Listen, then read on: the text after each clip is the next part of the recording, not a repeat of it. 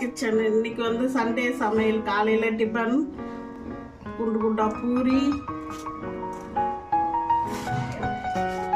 குண்டு குண்டா பூரி, வெங்காய மசாலா, தொட்டு சாப்பிட வெங்காய மசாலா,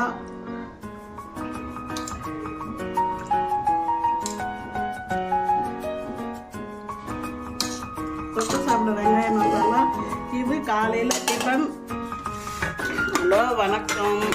இன்னைக்கு சண்டே சமையல். லஞ்சு வந்து சுட சுட சாதம். எங்கள் வீட்டில் இன்னைக்கு சுட சுட சாதம். இன்னைக்கு வவ்வா மீன் மாங்காய் போட்டு குழம்பு, தலை வாலெலாம் போட்டு குழம்பு வச்சுட்டு